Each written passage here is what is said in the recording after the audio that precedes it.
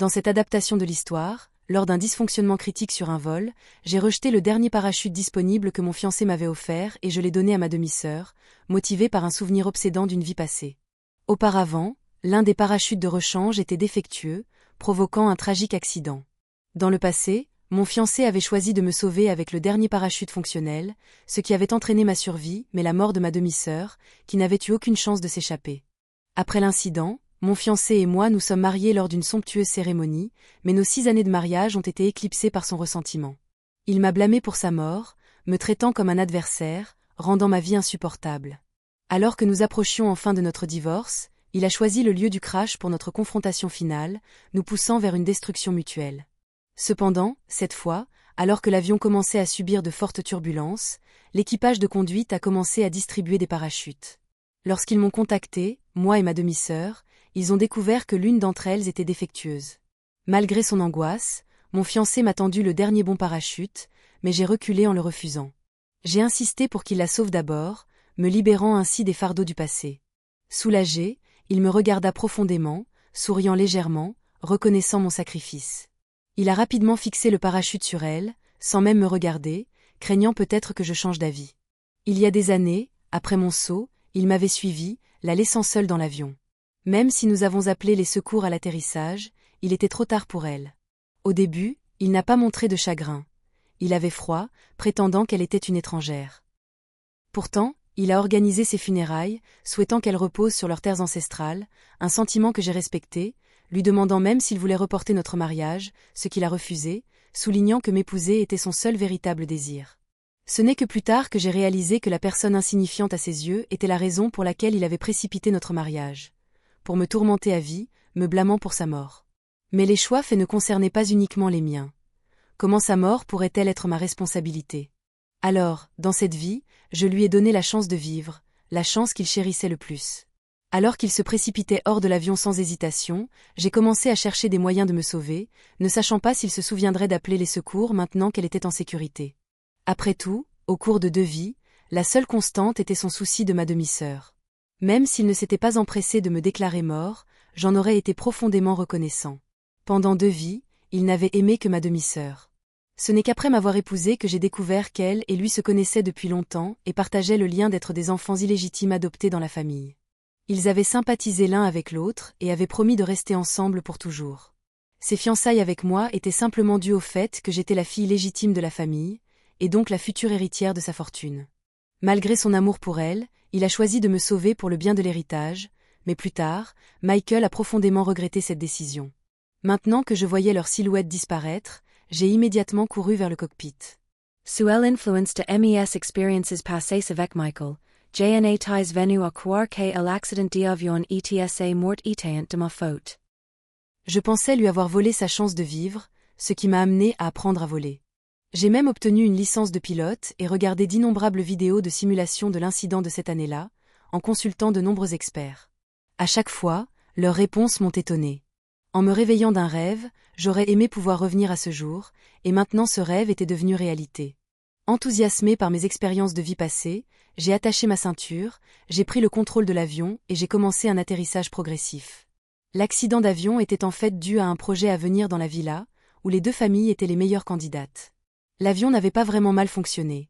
Il a été saboté par un membre d'équipage envoyé par des ennemis pour créer un fossé entre les 2 familles.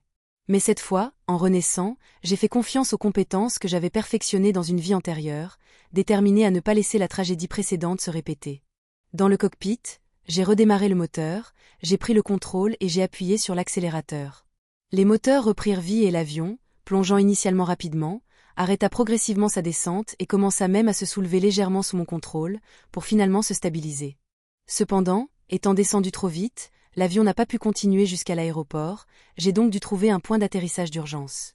Heureusement, le terrain en contrebas n'était pas une zone de gratte-ciel, mais une vaste région montagneuse. J'ai lentement réglé l'avion pour un atterrissage, passant devant les arbres qui se sont effondrés dans son sillage, et je me suis finalement arrêté en toute sécurité entre 2 montagnes. En sortant du cockpit pour atterrir au sol, je me suis vraiment senti renaître, le destin m'a donné une nouvelle vie. Cependant, cette zone semblait très désolée, sans aucun signe de vie humaine ni aucun signal. J'ai essayé d'appeler les secours à plusieurs reprises mais sans succès. Finalement, j'ai décidé d'agir moi-même. Emportant les provisions restantes de l'avion, je me suis dirigé vers le pied d'une montagne lointaine, mais le chemin accidenté et dangereux de la montagne m'a déchiré la peau, faisant couler du sang de mes chevilles. Imperturbable, j'ai continué, et finalement, j'ai vu une silhouette apparaître sur la petite route. J'ai crié fort à l'aide, « S'il vous plaît, arrêtez !» La personne s'est retournée au son de ma voix, mais à ce moment-là, mon cœur s'est arrêté. C'était Daniel. En me voyant, ses sourcils initialement détendus se froncèrent. Il s'approcha rapidement, ses yeux montrant une émotion indiscernable. En voyant mes blessures, il m'a demandé « Que s'est-il passé ? Pourquoi es-tu seul ici ?» Je ne pouvais qu'expliquer tout ce qui s'était passé. Après l'avoir entendu, il soupira profondément, soulagé que j'ai échappé au pire. Je pensais qu'il m'aiderait à marcher, mais au lieu de cela, il m'a soudainement relevé et s'est précipité vers un véhicule au pied de la montagne.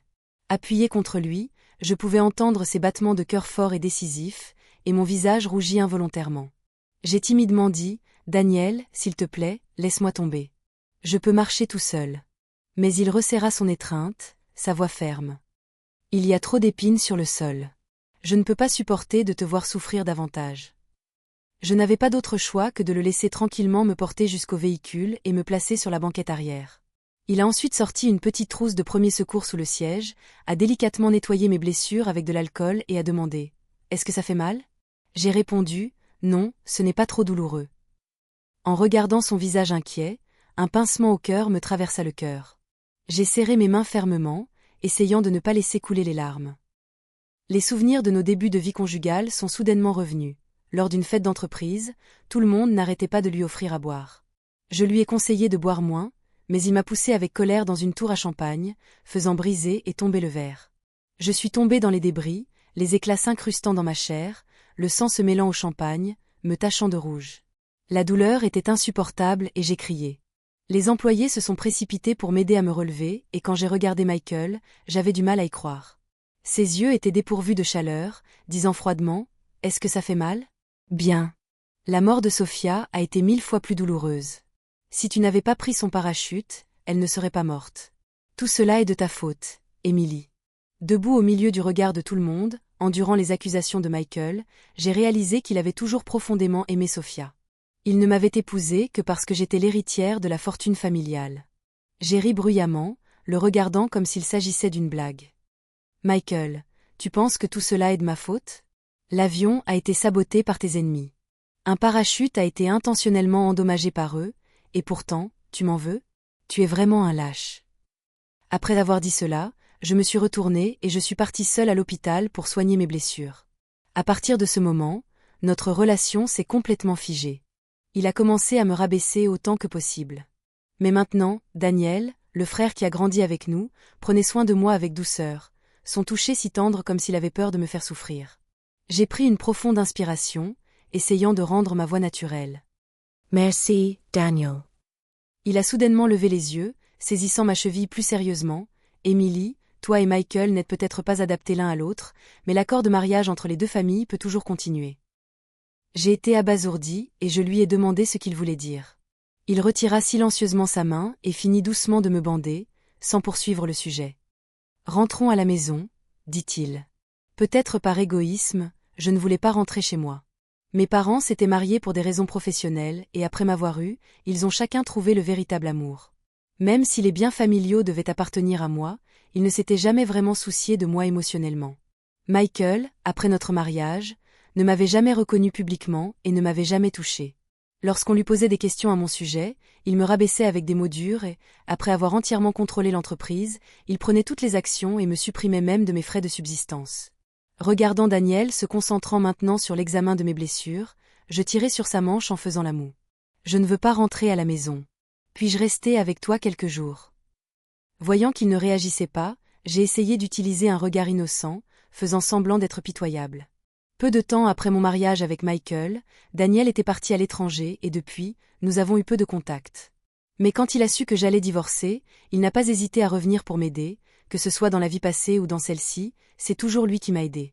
Voyant le regard pitoyable dans mes yeux, il se pencha soudain plus près, son regard intense et son souffle chaud près de mon oreille. « Êtes-vous sûr de vouloir rester chez moi ?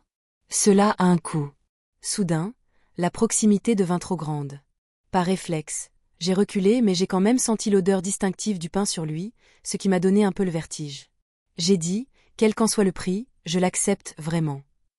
Il sourit soudainement et l'atmosphère devint quelque peu ambiguë. Pendant un moment, j'ai cru que nous étions sur le point de nous embrasser, mais ensuite il a reculé de façon inattendue, m'a ébouriffé les cheveux et a dit « Tu te souviens de ce que tu as dit, d'accord ?» Finalement, j'ai fini par retourner chez moi. Cependant, alors que la voiture passait devant une station-service, je lui ai tiré le bras d'un air espiègle, insistant pour acheter de la glace, lorsque nous sommes tombés par inadvertance sur Michael et l'équipe de secours qui l'avaient appelé. « Emily, est-ce vraiment toi? Est-ce que ça va ?» Michael m'a regardé, son expression passant de l'incrédulité à la joie, mais je lui ai seulement lancé un regard froid, tenant toujours fermement la main de Daniel. Qu'est-ce qui pourrait bien m'arriver? L'étonnement de Michael était évident, incapable de croire que j'avais survécu d'une telle hauteur. Mais derrière lui, Sophia s'avança, son regard passant sur moi et s'arrêtant sur Daniel derrière elle. Elle se plaça rapidement devant Michael, la voix pleine de colère. « Emily, c'est Daniel qui t'a sauvée, n'est-ce pas? Comment as-tu pu survivre de cette hauteur et le rencontrer ici? Étiez-vous tous les deux en contact auparavant? » Ses yeux se plissèrent, son ton débordant de sarcasme. « Vous savez clairement que Daniel a récemment contesté les biens de la famille B avec Michael, et pourtant vous apparaissez avec lui. » J'ai pris une profonde inspiration, regardant fixement Sophia.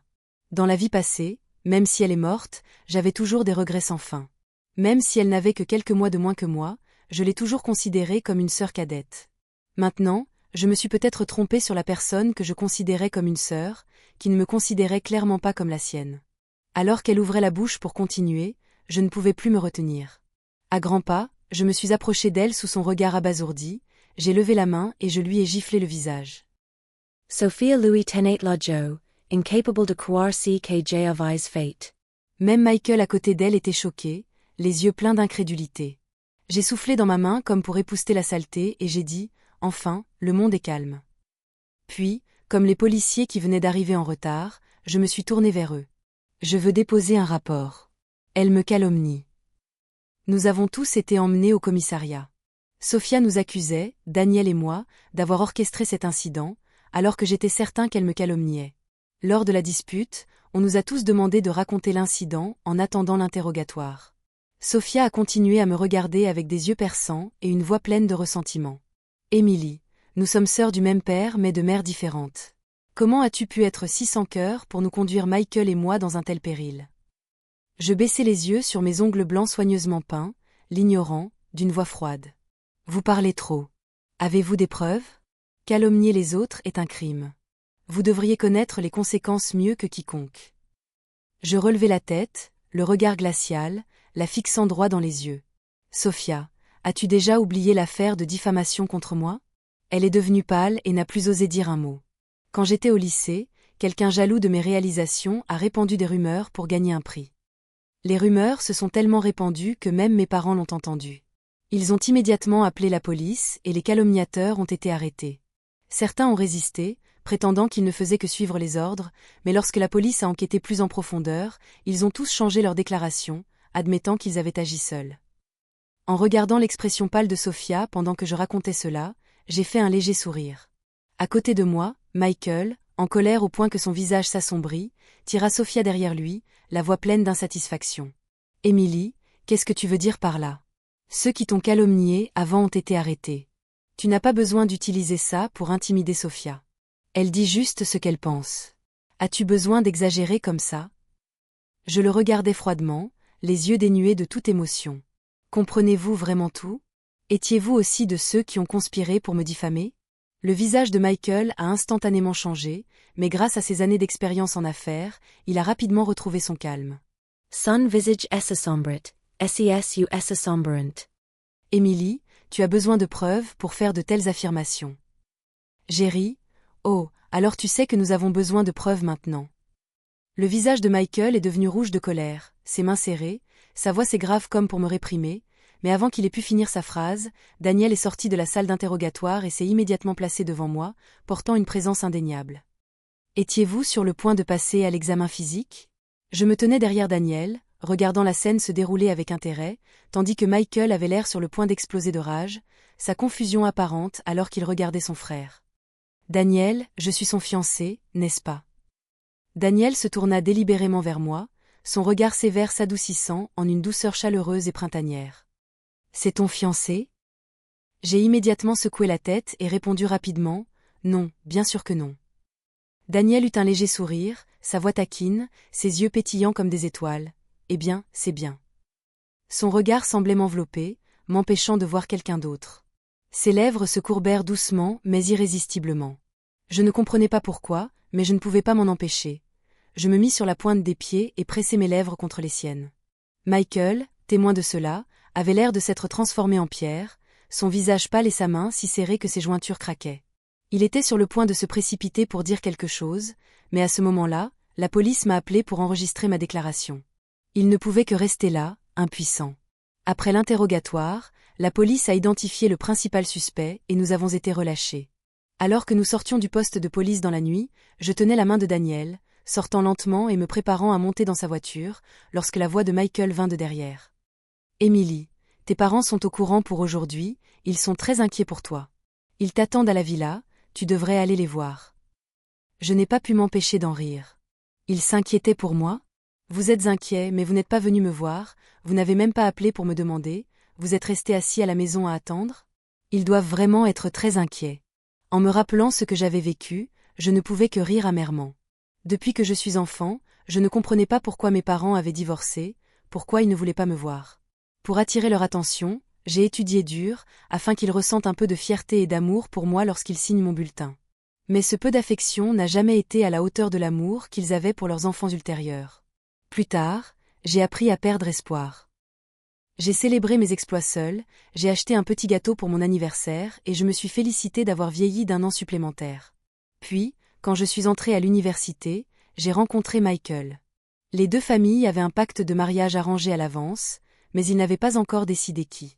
Après le divorce de ma mère et de mon père a rapidement épousé la mère de Sophia, mais peu de temps après, il a retrouvé son véritable amour et la famille s'est à nouveau divisée. La famille B, après avoir eu Daniel, a eu un autre enfant hors mariage, Michael. Bien qu'il soit un fils illégitime, étant un garçon, il a été ramené au domicile familial pour y être élevé. Le mariage était censé avoir lieu entre Daniel et moi, mais une fois que je suis entrée à l'université, Michael a commencé ouvertement à me poursuivre. N'ayant jamais connu l'amour, comment résister à ces ferventes déclarations d'amour? Finalement, j'ai cru qu'il m'aimait vraiment, alors j'ai accepté une cérémonie de fiançailles avec lui, même si mes parents aimaient Michael plus que moi. Ils ont loué ses capacités et son ambition et pensaient qu'après son mariage, il gérerait parfaitement la richesse de la famille. Ils acceptent de se marier avec Michael parce qu'ils t'aiment, ont dit mes parents.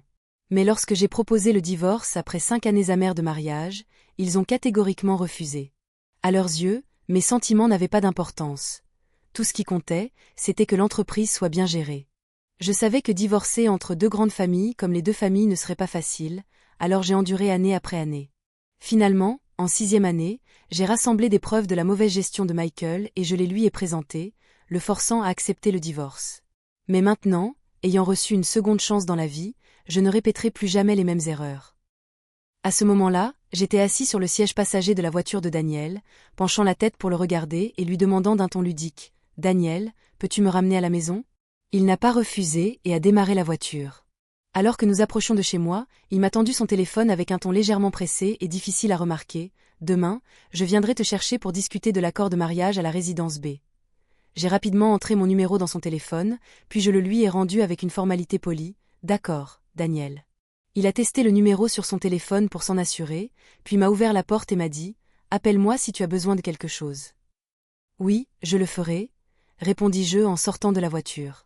En ouvrant la porte de ma maison, j'ai trouvé mes parents assis aux extrémités opposées du canapé, l'atmosphère était tendue. En me voyant, mon père s'est immédiatement levé, la voix pleine de critiques. « Tu as grandi et tu continues à causer des ennuis. Sais-tu que j'ai dû annuler aujourd'hui un événement professionnel valant des dizaines de millions à cause de toi? Et depuis quand as-tu appris à piloter un avion? Sophia vient de te poser quelques questions au commissariat et tu l'as menacée? Est-ce ainsi qu'une sœur devrait agir? Et qu'est-ce qui se passe entre toi et Daniel? N'oublie pas que ton fiancé est Michael, a-t-il poursuivi, mais avant qu'il ait pu terminer, ma mère a jeté avec colère un vase de fleurs de la table vers lui, l'interrompant. Que veux-tu dire par critiquer Emily? Tu oublies tes promesses d'alors? Mon père regardait le vase brisé sur le sol, son visage durci, son ton dur. Ai-je déjà rompu mes promesses? Même si Sophia hérite de l'essentiel de la richesse, j'ai quand même laissé la majorité à Émilie. Et vous? Alors qu'ils commençaient à se disputer plus violemment, je n'en pouvais plus et j'ai crié. Assez. Si vous voulez vous disputer, sortez. Tous deux furent surpris, puis retombèrent dans le silence. Alors que l'atmosphère se calmait, je me suis assis sur le canapé et j'ai déclaré froidement: je veux annuler les fiançailles avec Michael. Non, objecta immédiatement mon père, d'une voix ferme, l'accord de mariage avec la famille B est conclu depuis que tu es jeune. Il ne peut pas être annulé pour quelque chose d'insignifiant. Je ne suis pas d'accord. Ma mère, en entendant cela, a répondu sarcastiquement: vous voulez juste qu'Émilie apporte toute notre richesse pour épouser Michael, n'est-ce pas? J'étais abasourdie en regardant ma mère. Elle savait tout, mais pourquoi m'avait-elle encore forcée à épouser Michael dans le passé, empêchant même mon divorce? Ma mère soupira, sa voix teintée de confusion: épouser n'importe qui, c'est pareil. Au moins Michael est capable de gérer l'entreprise. Si tu trouves quelqu'un de mieux, je ne t'empêcherai pas de rompre les fiançailles. J'ai ri amèrement, à leurs yeux, je n'étais qu'une monnaie d'échange. Je me suis levée de manière décisive et j'ai dit: je ne romps pas les fiançailles avec la famille B. Je veux changer l'accord de mariage en faveur de Daniel. Mon père était sur le point de dire quelque chose, mais voyant l'expression sévère de ma mère, il resta finalement silencieux. Le lendemain matin, en descendant, j'ai vu la voiture de ma mère garée devant la maison. Elle m'a fait signe de monter dans la voiture. Allons à la résidence B. À notre arrivée, Sophia était déjà là, son bras lié à celui de Michael, ses yeux défiant ma mère. Ma mère a juste souri sarcastiquement puis a parlé franchement du but de notre visite. Je suis venue discuter de l'accord de mariage. La grand-mère de la famille B me tient en haute estime, mais la mère de Michael, Madame NG, est extrêmement protectrice envers son fils. Cependant, elle n'est pas la décideuse dans la maison. Lorsque j'ai mentionné mon intention d'annuler les fiançailles, Michael m'a immédiatement saisi la main et m'a demandé: voulez-vous annuler vos fiançailles avec la famille B?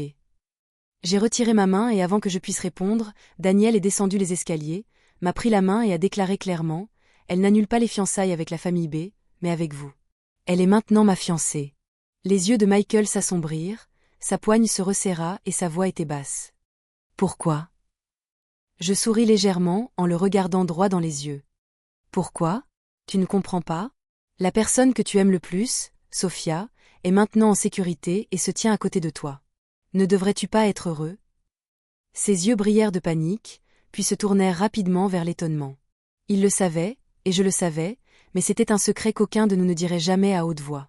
La grand-mère de la famille B soupira, la voix pleine d'impuissance. Émilie, c'est vrai que notre famille est en faute ici. Rassure-toi, si tu épouses Daniel, nous vous transférerons tout son héritage. En entendant cela, je me tournai vers elle avec un sourire éclatant. Alors je vous remercie d'avance. Vers 10 heures aujourd'hui, je demanderai à quelqu'un d'annoncer cette nouvelle. Après avoir dit cela, j'ai pris la main de Daniel et j'ai quitté la résidence B. Mais de façon inattendue, juste au moment où nous atteignions la porte, Michael nous a poursuivis. Émilie, peux-tu expliquer? Les choses que je faisais avant étaient pour toi. Je ne l'ai pas laissé finir, je me suis juste retournée et suis montée dans la voiture de Daniel. Avant que la portière de la voiture ne se ferme, j'ai baissé la vitre, le regard moqueur. Tu l'as regretté à ce point, maintenant tu devrais l'apprécier encore plus. Alors que j'avais fini de parler, la vitre de la voiture s'est lentement relevée. Daniel m'a pris la main, sa voix ferme. Tu n'as pas besoin de lui dire grand-chose. Il ne le mérite pas. J'ai souri et hoché la tête en lui serrant la main. Nous avons passé toute la journée suivante ensemble, notre relation s'approfondissant. Le lendemain matin, j'ai préparé une tenue spéciale pour me rendre à l'entreprise. Même si j'avais atterri en toute sécurité auparavant, le choc psychologique m'avait affecté, me faisant rater une opportunité compétitive pour un projet dans la villa. En conséquence, Michael avait facilement remporté le projet, doublant ainsi sa richesse. Mais cette fois, j'étais déterminée à ne pas laisser cela arriver. Alors qu'elle était occupée à préparer le projet, Sophia est venue de manière inattendue dans l'entreprise à ma recherche. Émilie, Michael a vraiment besoin de ce projet. Je l'ai froidement interrompue, ne lui laissant aucune place pour continuer. Dans ma vie passée, je n'étais pas stupide. Je savais qu'il n'était pas propre. Si je n'avais pas détenu les preuves et forcé Michael à divorcer, il aurait continué à me tourmenter. Mais alors qu'il préparait le divorce, il a changé d'avis et m'a poignardé, puis a mis le feu au manoir, prétendant que c'était le prix que je devais payer. Mais du début à la fin, la décision lui appartenait. Qu'est-ce que ça avait à voir avec moi? Je ne voulais plus perdre de temps et j'ai ordonné à la sécurité de retirer Sophia de l'entreprise. 2 mois plus tard, après des efforts acharnés, j'ai remporté le projet dans la villa. Ce soir-là, Daniel et moi avons célébré, devenant si proches que nous ne nous sommes pas séparés de la nuit. Le lendemain matin, je suis arrivée à l'entreprise endolorie et fatiguée, mais toujours déterminée. Alors que je m'approchais de la porte du bureau, j'ai été surpris de voir Michael agenouillé devant moi, tenant un bouquet de fleurs. « Emily, je réalise vraiment mon erreur. Peux-tu me pardonner ?» Je n'ai pas voulu lui prêter attention, j'ai juste répondu avec lassitude, « Si tu es malade, va voir un médecin. Ne me dérange pas. » Alors que j'étais sur le point de partir, il s'est rapidement levé et m'a attrapé, mais il a accidentellement laissé tomber son écharpe, révélant des marques rouges sur mon cou. « Emily. » Michael me regarda, les yeux pleins de douleur, vraiment pleins de regrets. « Je sais que je suis en faute. Pardonne-moi, et je suis prêt à faire tout ce que tu veux. » Je me moquais froidement, le regardant, ma voix suffisamment basse pour que nous seuls puissions entendre. « Des regrets pourquoi? Ne réalises-tu pas que l'amour qui arrive trop tard coûte moins cher que la saleté ?» Le visage de Michael pâlit instantanément, le sang s'écoulant de son visage comme s'il avait reçu un coup fatal. Il resta figé, ses yeux me fixant d'un air vide. Alors que je me tournais pour passer devant lui dans le bureau, il s'est soudainement précipité vers la fenêtre, la moitié de son corps étant déjà dehors. « Emily, si tu ne me pardonnes pas, je vais sauter tout de suite. » Je le regardais sans rien dire, mais je ne pus m'empêcher de trouver la situation quelque peu amusante. Avant que je puisse parler, une voix grave et chaleureuse retentit derrière moi. « Vas-y et saute, ce serait peut-être pour le mieux. Demain, ta mère sera expulsée de notre maison. » Je me tournai pour voir Daniel s'approcher, me prenant dans ses bras et me tenant fermement. Les yeux de Michael étaient remplis d'incrédulité, comme s'il ne pouvait pas imaginer que son frère, habituellement doux, puisse proférer des menaces aussi effrayantes. Finalement, il ne put que grogner en descendant par la fenêtre avant de partir, me jetant un regard de regret, que j'ignorais. Après tout, les préparatifs du mariage pour moi et Daniel étaient si intenses que j'avais à peine le temps de me reposer. En entendant parler de Michael par des amis, cela me semblait être une histoire de vie passée. Mes amis m'ont mentionné qu'après de nombreuses pressions de la part de Daniel, Michael avait finalement été contraint de quitter le pays. J'ai juste secoué la tête et souri. Dernièrement, j'ai été trop occupée par mon travail pendant la journée et je me suis mêlée à Daniel la nuit pour me soucier de ses problèmes. Grâce à mes amis, j'ai aussi appris que mon père avait trouvé un autre amour et avait un autre fils. Compte tenu de sa préférence pour les fils, il abandonna rapidement Sophia et épousa sa nouvelle compagne. Incapable de supporter cette négligence, Sophia décide de jouer une dernière fois, nettoie les comptes de l'entreprise et s'enfuit à l'étranger avec sa mère. Michael n'avait d'autre choix que de conclure un accord avec Daniel. Il a accepté de partir à l'étranger avec sa mère en échange d'une allocation de Daniel pour survivre. Mais le jour de mon mariage, j'ai été choquée d'apprendre que Michael avait été arrêté. Il s'est avéré que lui et Sophia s'étaient rencontrés dans une rue étroite à l'étranger lors d'une rencontre fatale dans un pays où les armes à feu ne sont pas réglementées. Michael avait dégainé une arme à feu et abattu Sophia sur le coup, et il a été arrêté par la police immédiatement après. Mais tout cela ne me concernait plus. En ce moment, j'étais allongée sur le canapé, appuyée dans les bras de Daniel. Je suis vraiment fatiguée aujourd'hui. Puis-je me reposer pour la nuit? Daniel n'a pas dit un mot, il m'a juste soulevée tendrement, sa voix chaude et apaisante près de mon oreille. Bien sûr, allonge-toi et repose-toi sur le lit, et je m'occuperai de tout.